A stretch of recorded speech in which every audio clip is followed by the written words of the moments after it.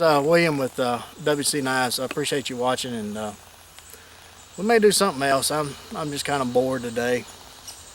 I was out here playing, and I thought maybe I'd try that offhand thing.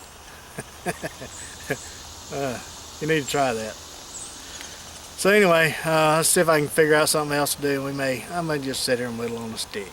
You never know. So I really wanted to try out this knife and see how it was going to do.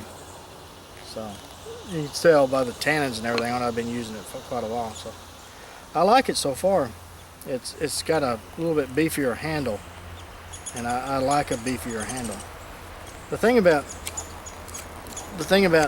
Scandy grinds, and I've owned just about everything that you can imagine on a Scandy grind. I've owned Ray Mears' knives. I've owned custom knives. Well, Ray Mears is a custom knife.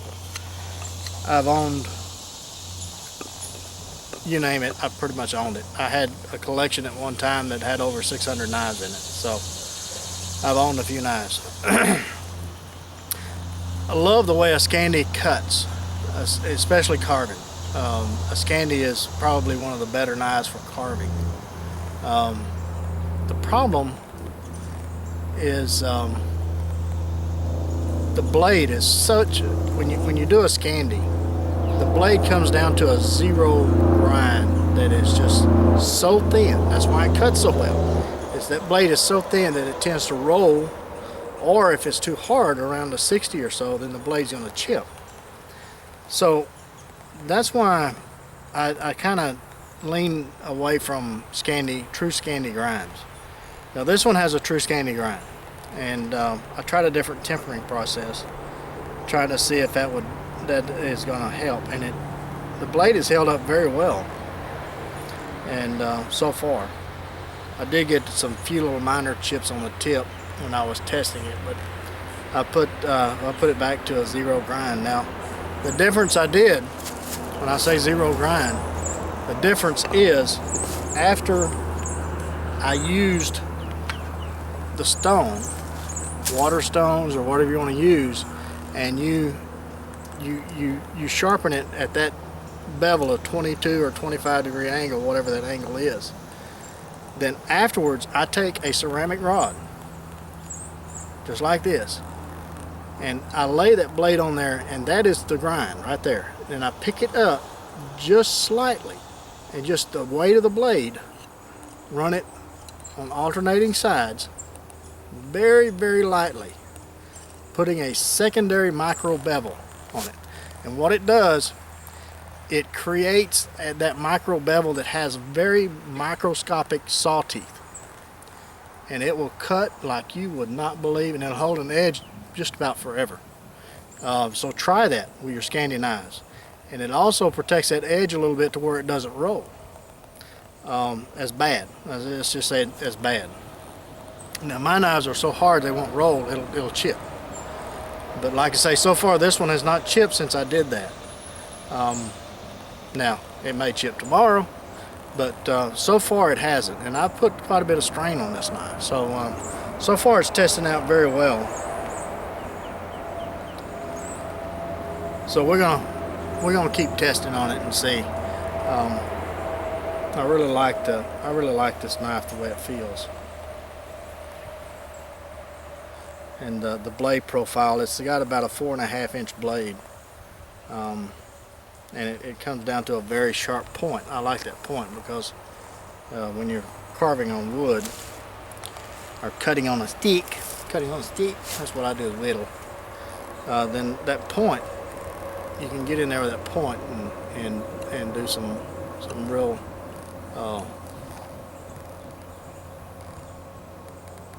gouging out, like needles, and if you wanted to or needed to carve a handle for a cook knife, then you can get in there and do that. But I really like the point. But again, it's got sort of a belly. It's not like a wood lore where the point just comes down and then it's almost a very sharp spear point. This is kind of a spear point, but it has a belly, if that makes sense. So, but anyway, that's another little tidbit about knives and the Scandy grind and my thoughts on it. Now, I think the best versatile grind, in my opinion, and this is going to cause some more controversy, that I think holds up better than anything, is the convex grind. Now, you can get that convex grind where it's a steep grind that works great chopping, or it can be a very shallow grind that goes high up on the blade that is good for strength, durability, edge retention, and also cuts very well. So it's a very versatile grind, I think. I think the Scandy is a little limited, because once you get past an 1/8 inch blade with a Scandy, in my opinion, then to me, you're trying to drive too much steel, because when you're cutting, you got to tilt your knife at such an angle that if you got a thicker blade than 1/8 inch, you're got to go at a steeper angle.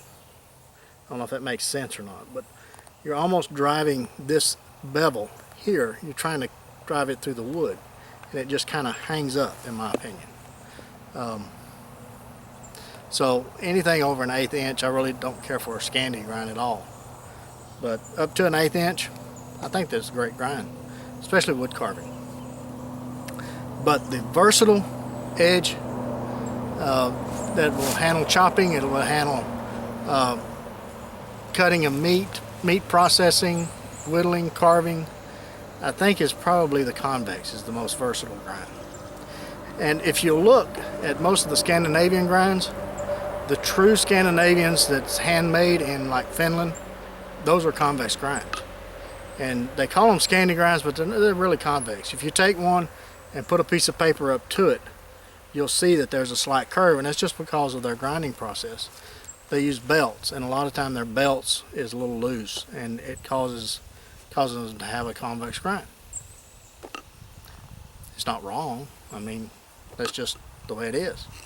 It's not a true Scandy. I think the true Scandy 0 degree straight, 22 degree angle. I don't know where that started at, but I've got some actual handmade Finland knives, and I wish I could duplicate their heat process. I don't know how they do it, but they have some very fine knives. But again, it's not a Scandy grind. It doesn't look anything like this. Their grind comes way up here, and it actually is a convex grind all the way down. It's about a 3/4 high convex grind. So the pukus and all of that, it's a convex grind. So anyway, that's just my thought process on grinds. Now, high flat grind, yeah, they are a full flat. They work great for hunting knives. They'll do a little bit of carving, but it's just that much more metal you're taking off.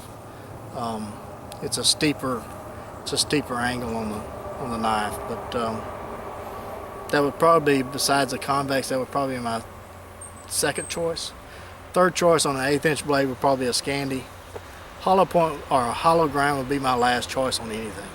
I just don't like a hollow grind. If you're going to do butchering, meat processing, and that's it, that's all, then a hollow grind would probably be a good knife. But in my opinion, that's about all it's good for. Because the minute you put that blade in a bind and you try to pop out that joint, it's going to pop the blade. It'll happen every time.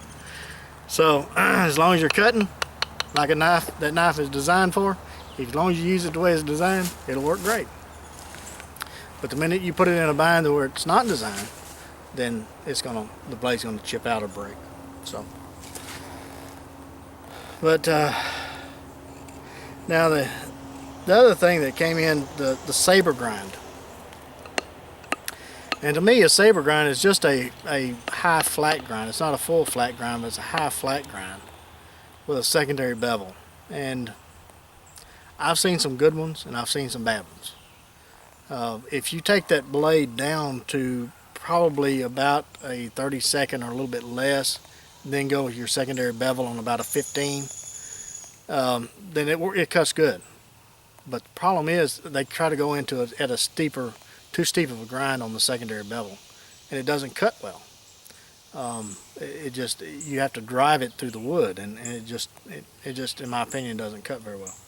That's why a lot of the knives that has that saber grind, people are trying to change the profile of the blade because they like the knife. It's just that it doesn't cut.